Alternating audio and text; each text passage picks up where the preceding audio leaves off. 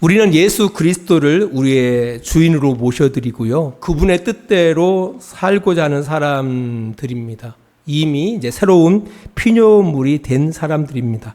당연히 새 사람이 됐으니까 옛 옷을 벗고 또한 새 사람에 걸맞는 새 옷을 입는 것이 마땅합니다. 하지만 옛 옷을 벗는 것도 고통스럽고요. 또 새 옷을 입는 것도 고통스럽습니다. 아니, 우리 스스로의 힘을 가지고는 옛 옷을 벗는 것도 새 옷을 입는 것도 불가능합니다. 그래서 우리의 마음을 누구에게? 예수 그리스도께 맡겨드리는 것이 중요하죠. 예수 그리스도가 우리의 마음을 지배할 수 있도록 주님 앞에 맡기는 삶이 중요한 겁니다. 이제 바울은 골로새 교회 성도들에게 이제 옛 옷을 벗고 새 옷을 입는 그 구체적인 삶을 일상 속에서 이렇게 말합니다. 우리 골로새서 3장 18절로 4장 1절까지입니다. 아내들아 남편들에게 복종하라. 이는 주 안에서 마땅하니라. 남편들아 아내를 사랑하며 괴롭게 하지 말라. 자녀들아 모든 일에 부모에게 순종하라. 이는 주 안에서 기쁘게 하는 것이니라. 아비들아 너희 자녀를 노엽게 하지 말지니 낙심할까 함이라. 종들아 모든 일에 육신의 상전들에게 순종하되 사람을 기쁘게 하는 자와 같이 눈가림만 하지 말고 오직 주를 두려워하여 성실한 마음으로 하라. 무슨 일을 하든지 마음을 다하여 주께 하듯 하고 사람에게 하듯 하지 말라. 이는 기업의 상을 주께 받을 줄 아나니 너희는 주 그리스도를 섬기느니라. 불의를 행하는 자는 불의의 보응을 받으리니 주는 사람을 외모로 취하심이 없느니라. 상전들아 의와 공평을 종들에게 베풀지니 너희에게도 하늘에 상전이 계심을 알지어다. 아멘. 사실 이 내용들이 바로 옛 옷을 벗고 새 옷을 입는 그 삶에 대한 구체적인 내용들이 담겨져 있습니다. 정리해 보면은 아내들은 남편에게 복종하고 남편들은 아내를 사랑하는 거죠. 자녀들은 모든 일에 부모에게 순종하고 부모는 자녀를 노엽게 하지 말라는 겁니다. 또 종들이면 모든 일에 육신의 상전에게 순종하고 또 상전들은 의와 공평을 종들에게 베풀라라고 명령하고 있다라는 겁니다. 사실 우리가 살아가는 지금의 환경에서는 아무런 불편함이 없이 이 말씀들을 받아들일 수가 있어요. 아, 그래. 당연하지. 아내는 남편을 공경하고 복종하고 또 남편은 아내를 사랑해야지. 그죠? 자녀는 부모에게 복종하고 부모는 자녀를 노엽게 해서는 안 되지. 이건 당연히 받아들일 수 있는 내용들이에요. 불편함이 전혀 없습니다. 아니, 좀 더 나아가지고 뭐 굳이 아내만 남편에게 복종해? 남편은 아내에게 복종하면 안 돼? 이것도 통하는 시대예요. 그죠? 요즘은 그렇더라고요. 여자들이 더 세요. 그리고 남편들이 대부분 여자들에게 복종을 해요. 실제로 그렇습니다. 이제 그럼에도 불구하고 아직도 아내가 남편에게 복종하는 가정이 있단다라면 그건 대단한 가정이에요. 아무튼 이게 별로 전혀 거리낌 없는 내용들이에요. 하지만 2000년 전 로마 시대의 환경에서 바라보면은요, 이건 말도 안 되는 이야기예요. 아내나 자녀, 종들에게는 아주 익숙하고 당연한 내용입니다. 남편에게 복종하는 것, 부모에게 복종하는 것, 종이 상전에게 죽게 하듯 하는 것, 그건 당연한 거예요. 마땅한 거예요. 그들에게는. 하지만 남편들이 또 부모된 이들이 상전들이 종에게, 부모가 자녀에게, 남편이 아내에게 이러한 일을 행한다? 이것은 있을 수도 없었고 들어보지도 못했던 이상한 이야기들이에요. 이상한 이야기였다라는 거예요. 왜냐하면 2000년 전 로마 그 문화권에서는 여성, 자녀, 종은 차별당하는 존재였어요. 사회적인 약자의 대명사라고 말해도 그렇지가 않다라는 거예요. 그러니까 사회적인 약자였어요. 누가? 아내, 자녀, 종. 사회적인 약자들. 차별당하는 존재, 그것을 당연히 여기는 그런 시대적인 상황 가운데 이 말씀을 하고 있다라는 겁니다. 그러니까 그 가정 속에서의 가장은 남성이었어요. 남성은 가정에서 가장 강력한 가정권을 가지고 있었기 때문에 아내나 자녀들이 어떻게 보면은 그 남편의 어떤 소유물처럼 재산으로 이렇게 여겨졌기 때문에 뭐 동등하게 아내는 남편에게 복종하고 남편은 아내를 사랑하고, 이것은 맞지가 않는 메시지였다라는 겁니다. 그 당시에는 남성이 여성보다 압도적으로 위에 있었던 시대였다라는 겁니다. 뭐 결혼한 여성은 남편에게 복종하는 것은 미덕이에요. 미덕. 그게 덕스러운 거예요. 반면에 남편은 달랐어요. 남편이 바람을 피운다 할지라도 정상적인 아내는 가만히 인내할 줄 알아야 돼요. 그게 정상적인 가정. 정상적인 가정의 모습이에요. 오히려 아내에게 사로잡혀서 끌려다니는 남편들은 멍청하고 한심한 남자로 여겨지는 그런 시대였다라는 겁니다. 그런 차원에서 바라보면 그 시대의 사람들이 지금의 남편들을 바라보면 참 한심할 거예요. 참 한심하다. 참 멍청하다. 그래서 아무튼 이상적인 가정 속에서 여성이라는 것은 남성에게 죽을 때까지 순종하는 것이 그의 운명이었다라는 겁니다. 마찬가지로 가정에서 부모와 자녀 관계도 그렇습니다. 뭐 자녀가 부모에게 복종하는 것은 그건 마땅한 거예요. 무조건적으로 해야 하는 그런 관계였다라는 겁니다.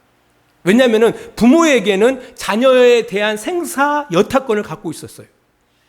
재산 독점권도 갖고 있었고요. 완전한 통제권을 보장하고 있었다라는 거예요. 누구에게? 부모에게는.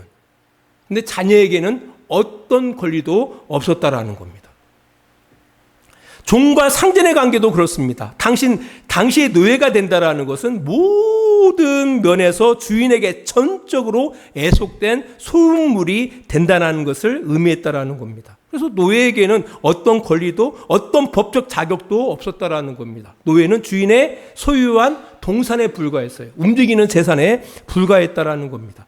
이런 사회 문화적 배경 속에 살던 골로새 성도들에게, 특별히 그 남성들에게, 남성, 그다음에 남편, 부모, 또한 상전들에게 이 바울이 그들에게 명령하는 이 내용은요 너무나 낯선 내용이고요.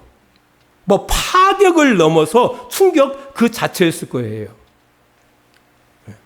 그러니까 그 말씀에 순종한다라는 것은 그 엄청난 결단이 없이는 매우 어려운 일이었다라는 겁니다. 이제 그럼에도 불구하고 성경은 이야기하고 있어요. 새로운 피조물이 된 성도들이 마땅히 입어야 할 새 옷이 그렇다라고 이야기하고 있는 겁니다. 이것이 그리스도인의 삶이다라고 그들에게 명령하고 있는 겁니다. 그러니까 단순히 이게 부부간에 남편은 아내를 사랑하고 괴롭게 하지 말고 아내는 남편을 향해서 복종하고, 이렇게 지금 시대에서 바라보시면은 이 성경의 말씀의 의미를 잘 파악하지를 못하는 거예요. 그런 의미가 아니에요.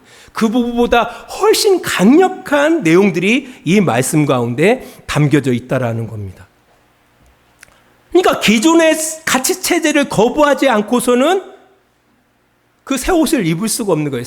곧 새 옷을 입는다라는 것은 기존의 세상의 가치 체제를 거부한다는 얘기거든요. 그 당시에 무슨 남편이 아내를 사랑하고 남편이 아내를 괴롭게 하지 않고 뭐 자식을 노예부게 하지 않고, 이것은 말이 통하지 않는 시대였거든요. 그럼에도 불구하고 바울은 그들에게 명령하는 거예요. 너희들이 새 피조물로서 새 옷을 입기를 원한다면은 아내를 사랑하고 아내를 괴롭게 하지 말라는 거예요. 네 자녀를 노엽게 하지 말라는 거예요. 종들에게 의와 공평으로 베풀으라는 얘기예요. 억울하지 않게 하라는 거예요. 이게 바로 새 옷을 입는 성도의 삶이라고 이야기하고 있는 겁니다. 그러니까 이 메시지를 듣는 그 교회 공동체 가운데 있는 남성들, 부모들, 또한 상전들이 이 말씀을 들을 때 얼마나 걸림이 됐겠어요. 지금 우리는 아무 걸림이 안 돼요. 그건 당연한 얘기예요. 하지만 그 당시에는 엄청난 걸림이 됐다라는 거예요. 그러니까 이런 결단이 없이는 우리가 그리스도인으로서의 새 옷을 입지 못한다라는 겁니다.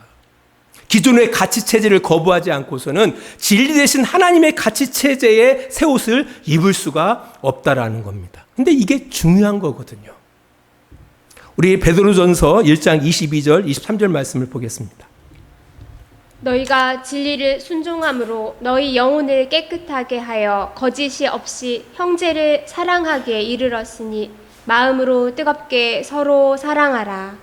너희가 거듭난 것은 썩어질 씨로 된 것이 아니요 썩지 아니할 씨로 된 것이니 살아있고 항상 있는 하나님의 말씀으로 되었느니라. 아멘. 여기 보니까 우리가 거듭난 것, 하나님의 자녀로 태어난 것은 썩지 아니하는 하나님의 말씀으로 되어졌다고 이야기하고 있어요. 그 말씀이 곧 진리거든요. 변함이 없는 진리예요. 진리. 그 진리를 순종함으로 어떻게 된다고요? 우리의 영혼이 깨끗하게 된다라고 이야기하고 있습니다. 그래서 결국은 어떤 사람이 되어져요? 형제를 사랑하는 사람이 되어지는 거예요. 그러니까 하나님의 성품을 닮아가는 거죠. 곧 하나님의 아들들이 되어지는 겁니다. 이것은 어떤 열심이나 정성이나 이런 얘기가 아니에요. 사실 기독교인이 된다라는 것은 진리를 순종하는 사람이 된다는 거거든요. 이게 신앙생활인 거예요. 신앙생활이라는 것이 교회 줄이면 교회 나가서 예배하고 이게 신앙생활의 전부가 아닙니다. 그것은 진짜 지엽적인 거예요. 지엽적인 거. 작은 거예요. 실질적으로 우리가 신앙생활을 한다라는 건 뭡니까? 진리에 순종하여 나가는 거예요. 진리에 순종해 나가는 거예요. 하나님의 그 말씀을 우리는 진리로 여기고 그 진리에 순종해 나가면서 우리의 영혼이 깨끗해지고 주님의 성품을 닮아가는 거예요. 이것이 신앙생활이에요. 그래서 결국은 누구의 성품을 닮아가는 겁니까? 아버지 하나님의 성품을 닮아가는 거예요. 사실 예수님이 이 땅 가운데 오셔서 하신 일도 이 일이에요. 하나님의 말씀에 죽기까지 순종하신 삶을 살아갔던 것이 바로 예수님의 삶이었던 겁니다. 그 자체가 동일하게 우리에게도 주어져 있다라는 겁니다.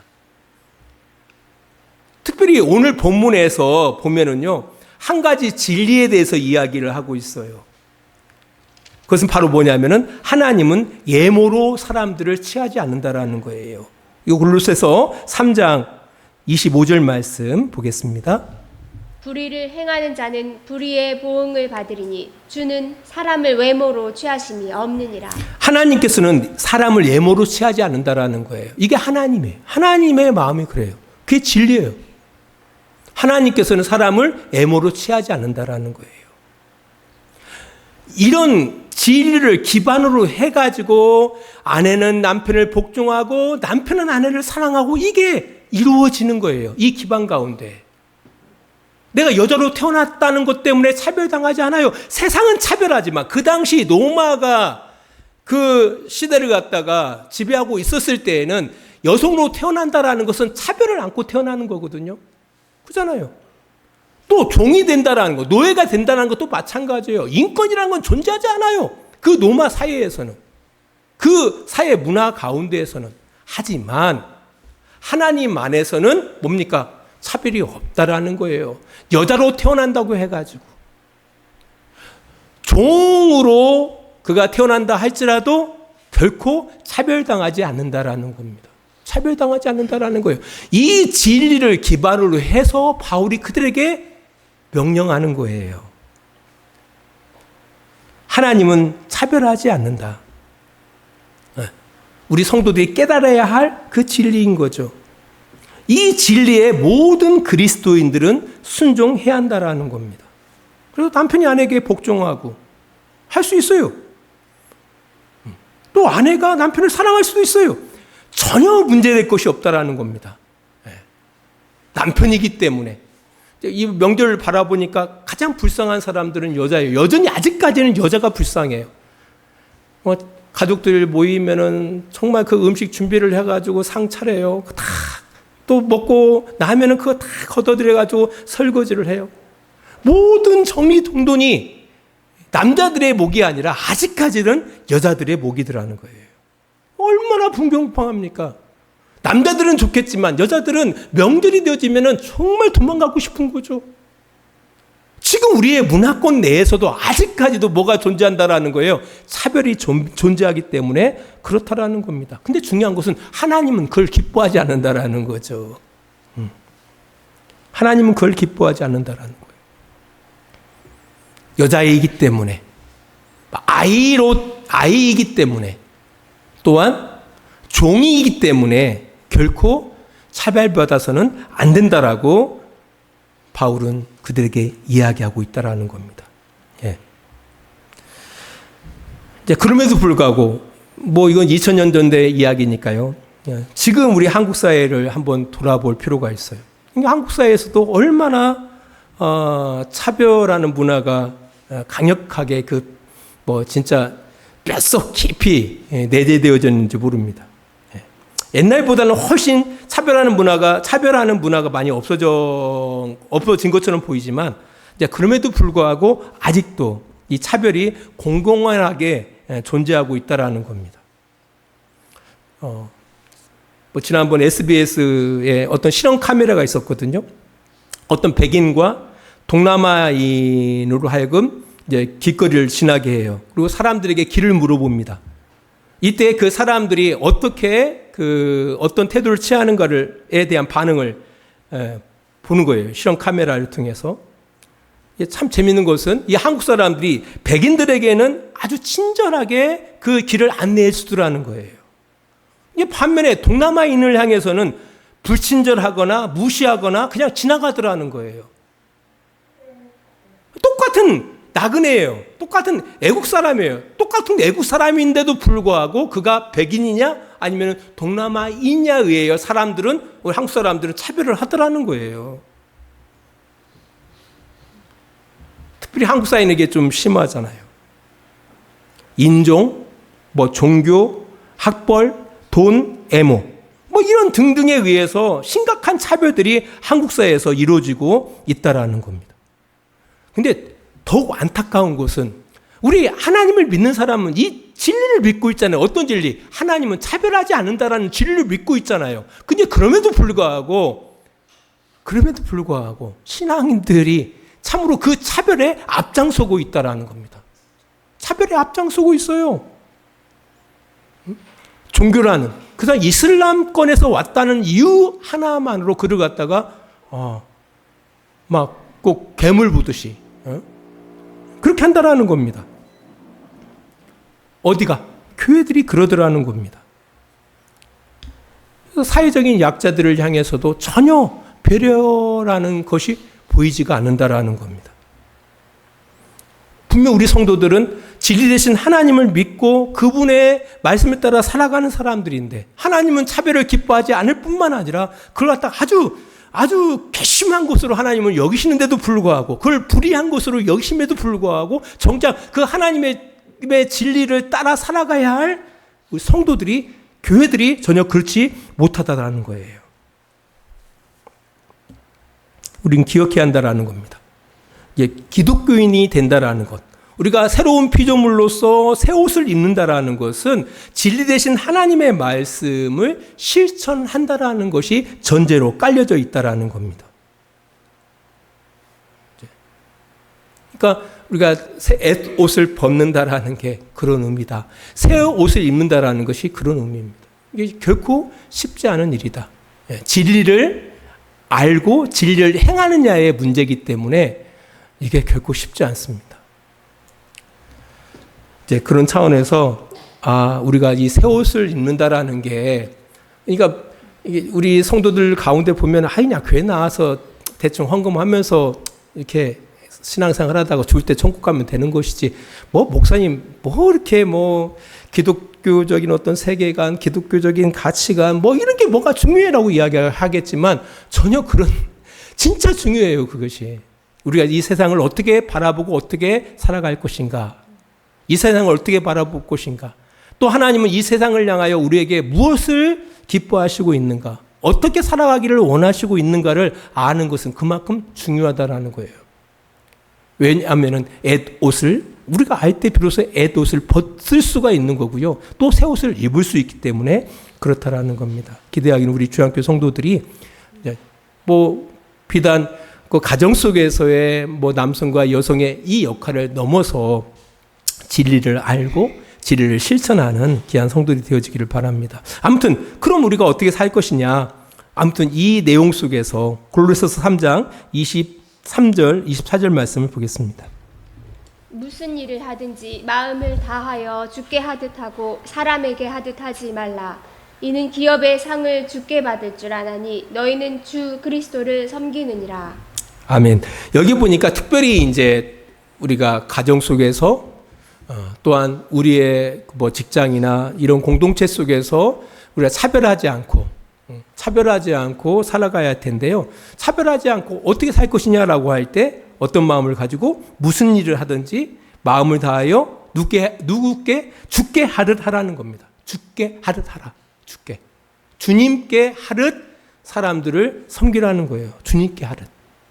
그러니까 남편이나 아내의 관계 속에서 누구를 볼 때, 그러니까 아내가 남편에게 복종할 때 누구께 주님께 복종하듯이 남편에게 복종하라는 얘기예요. 이게 쉽진 않아요. 또 반면에 남편들은 아내를 사랑할 때 어떤 마음으로 어떤 태도를 가지고 주님을 사랑하듯이 아내를 사랑하라는 거예요. 또 부모가 자녀를 대할 때도 마찬가지입니다. 자녀가 부모를 대할 때도 마찬가지입니다. 종이 상전을 대할 때도 마찬가지고 상전이 종을 대할 때도 누구를 대하듯이 주님을 대하듯이 하라는 거예요. 주님을 대하듯이. 그것이 주님을 섬기는 사람들의 마땅한 바가 된다라고 성경은 이야기하고 있다라는 겁니다. 그러니까 서로와 서로를 누구 섬기듯이 예수님을 섬기듯이 섬기며 살아가야 한다라고 성경은 이야기하고 있는 겁니다. 한국교회 성도들이 이런 차원에서 보면 잘하는 거 한 가지가 있어요. 목사님을 섬기듯이 목사님을 그렇게 섬기려고 하더라고요. 목사님을 그렇게 섬기려고 하는 사람들이 의외로 많거든요. 목사님만 그렇게 섬길 것이 아니라 서로들을 향해서 누구 대하듯이 주님 대하듯이 섬기는 삶을 살아가라고 바울은 골로새 교회 성도들에게 명령하고 있다라는 겁니다. 이것은 동일하게 지금도 우리에게도 동일하게 적용될 수 있는 거예요. 누구를 대하든 간에 누구 섬기듯이 주님 섬기듯이 살아가시기 바랍니다. 그 사람이 믿는 사람이든 믿지 않는 사람이든 그 사람이 세상에 능력이 있든 능력이 없든 그거에 연연하지 마시고 누구를 대하더라도 주님 대하듯이 주님을 섬기듯이 살아가시는 우리 주양교 성도들이 되시기를 바랍니다. 기도하겠습니다. 하나님 아버지 감사합니다. 옛옷을 벗고 새 옷을 입는다라는 것이 결코 만만한 일이 아님을 압니다. 우리가 기존에 가지고 있었던 가치 체계를 벗는 일이고 또 새로운 가치 체계를 잇는 일인 것, 이게 참 어려움을 오늘 말씀을 통해서도 깨닫게 되어집니다. 먼저는 알기를 원합니다. 진리 되신 하나님이 무엇을 기뻐하고 무엇을 마땅한 것으로 여기시는지를 우리가 먼저 깨닫기를 원합니다.